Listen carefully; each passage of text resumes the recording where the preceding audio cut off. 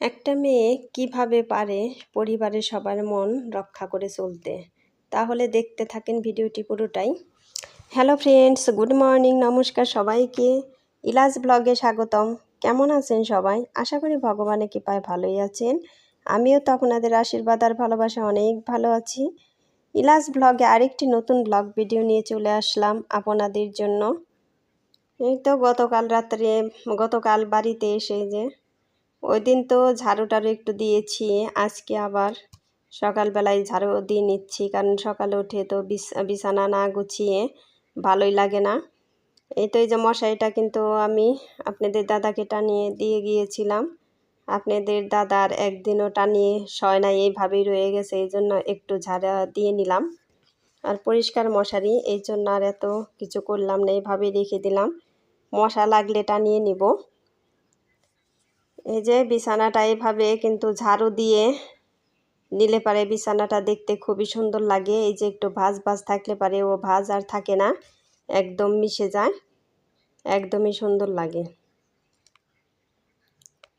আর বন্ধুরা, ভিডিওটি স্কিপ না করে পুরোটাই দেখবেন, আশা করি ভগবানের কৃপায় ভিডিওটি অনেক ভালোই লাগবে। আর একটা লাইক দিয়ে আমার ভিডিওটি কন্টিনিউ করবেন। আপনাদের একটা লাইক আমার ভিডিওটিকে এগিয়ে যেতে সাহায্য করবে। এই তো এই বিছানাটা কিন্তু আপনাদের দাদা আমি আসবো দেখিয়ে বের করে বিছিয়ে রাখছে, কারণ ওই এতদিন পর এসে তো ওই ময়লা বিছানায় শুইতে একদমই ভালো লাগবে না, এই জন্য আপনাদের দাদা বুদ্ধি করে বের করে রেখেছে। এই জন্য আর এত ঝাড়ু দেওয়ার, এত পরিষ্কার করার দরকার হয় নাই। এই তো এই যে এটা কিন্তু আমাদের বেলকনি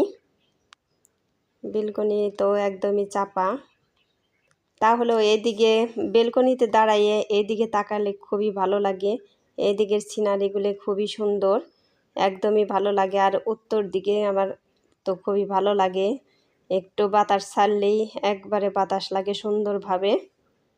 এই তো ঘরটর ঝাড়ু দিয়ে নিচ্ছি, এত বেশি ময়লা নেই, কারণ আপনাদের দাদা মাঝে মধ্যেই ঝাড়ু দিয়েছে, এই জন্য অনেক বেশি ময়লা নেই।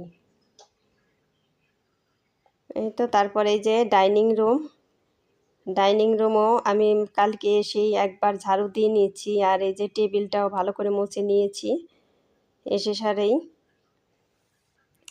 আর বন্ধুরা, একটা মেয়ে কিভাবে পারে পরিবারের সবার মন রক্ষা করে চলতে? কারণ আমি ঝিটকা ভাষায় থাকি 1 মাস, আবার গাজীপুর গিয়ে থাকতে হয় 1 মাস, আবার 1 মাসের বেশিও থাকতে হয়, কারণ এখানে হাজব্যান্ডের মন রক্ষা করে চলতে হয়। তার কারণ এখানে যদি আমি না থাকি হাজব্যান্ডের অনেক কষ্ট, রান্না করে দিবে কে, আর নিজে তো রান্না করে খেতে পারে না, এজন্য। আর ওখানে আবার যখনই যেতে বলবে তখনই আমাকে যেতে হয়, কারণ ওখান থেকে যেতে বললে আমি আর না করি না, কারণ ওইখানে আমার মেয়ে থাকে, কারণ মেয়ের জন্য তো যেতে ইচ্ছে করে তাড়াতাড়ি। এতদিন আমার কাছে ছিল, এখন দূরে চলে গেছে, এজন্য খুবই খারাপ লাগে ওর জন্য। আর তারপরে আমার ভাসুর যে আছে, ও তো মানে সারাক্ষণ, ম্যাডাম তোমার জন্য আমার মন খারাপ লাগে, তোমার জন্য আমার কান্না আসে, তুমি আসবে কবে, তুমি কিসের জন্য চইলা গেলা, এরকম করে আর কি। মানে ওখান থেকে আসলে ওদের মন খারাপ হয়, এখান থেকে গেলে আপনাদের দাদার মন খারাপ হয়। মানে আমার সবার মনই রক্ষা করে চলতে হয়, কারণ সবাই মিলে যদি এক জায়গায় থাকা যেত তাহলে তো কোনো কথাই ছিল না। আমরা এতদিন এক জায়গায় থাকতাম, এই তো 1.5 বছর ধরে ওরা গাজীপুর গেছে, এই জন্য ওখানেও তাদের তো একটু দেখতে হবে, তাদের মানে ছেলের পরীক্ষা, মেয়ের পরীক্ষা, ওই পরীক্ষার সময় আমাকে যেতে হয়, কারণ একটু রান্না বান্না করলেও তো বড়দির অনেকটা কাজে লাগে, ছেলেকে পড়াইতে হয়। আর এই যে বালিশগুলো আমি রোদ্রে দিয়ে নিচ্ছি, কারণ একটু রোদ্রে দিলে পারে এই গন্ধ ভাবটা থাকবে না। আমি কিন্তু নিচে কিছু বিছিয়ে রোদ্রে দিলাম না, ওই মোড়ায় চেয়ারে এইভাবেই দিয়ে নিলাম, কারণ নিচে যে বৃষ্টিতে ভিজা ভিজা আছে, যদি আবার ওই যে তোলা তো মানে একটু জল পেলেই টেনে নেয় জল, এই জন্য নিচে দিলাম না। আর এই যে কাপড় চোপড়গুলো কালকে ধুয়েছিলাম, কালকে তো বৃষ্টির জন্য ঘরে নিয়ে রাখা হয়েছিল, ভালো করে শুকায় নাই। আর আজকে তো প্রচুর রোদ উঠছে, একদমই রোদে তাকানো যাচ্ছে না, একটু রোদ্রে দিলেই এগুলো একদম মচমচে হয়ে যাবে। আর এরকম ঝলমলে রোদ কিন্তু খুবই ভালো লাগে, তাই না? বৃষ্টির পরে এরকম রোদ উঠলে সব পচা জিনিস সব কিছু শুকিয়ে যায়, ভালোই লাগে। এই যে এখন রান্না করব হলো বাইম মাছের তরকারি। তেজপাতা জিরে সোমবার দিয়ে দিলাম, এখন একটু গরম মশলাও দিয়ে দিলাম। আর বাইম মাছ কিন্তু আমি আজকে ভাজবো না, বাইম মাছ মানে বোনা করে রান্না করব। এই যে পেঁয়াজ রসুন আদা এগুলো বেটে নিয়েছি, এগুলো এখন ভেজে নিব, তারপর মশলাগুলো দিয়ে দিব। এই তো লবণ, আর একটু আগে ঝোল দিয়ে দিলাম বাটিটা ধুয়ে, কারণ যদি আবার এই যে মশলা দেওয়ার সাথে সাথে পুড়ে ওঠে, এর জন্য একটু ঝোল দিয়ে নিলাম। একটু ঝোল দিলে মশলাগুলো আর পুড়বে না। ওই যে হলুদ গুঁড়ো, তারপরে মরিচের গুঁড়ো আর ধনে গুঁড়ো এগুলো দিয়ে মশলাগুলো ভালো করে একটু কষিয়ে নিব। তারপরে যে বাইম মাছগুলো আমি যে না ভেজে মশলা দিয়ে মেখে এর মধ্যে দিয়ে দিলাম। এইভাবে তরকারি রান্নাটা কিন্তু খুবই টেস্ট হয়। আপনারা যারা এইভাবে খান না একবার খেয়ে দেখবেন যে এই বাইম মাছ কত টেস্ট লাগে। আর বাইম মাছে তো জাল লাগে প্রচুর, শক্ত মাছ। এই তো আমি যে ঢেকে ঢেকে কিন্তু কষিয়ে নিচ্ছি মাছগুলো। আর এগুলো হলো মূলার ডাঁটা, মূলার ডাঁটার চচ্চড়ি কিন্তু খুবই ভালো লাগে। আমি মূলার ডাঁটার সাথে আলু দিয়ে দিব একটা, ওগুলো দিয়ে চচ্চড়িটা করে নিব, ওই মানে ভাজি, ওইভাবে রান্নাটা করব।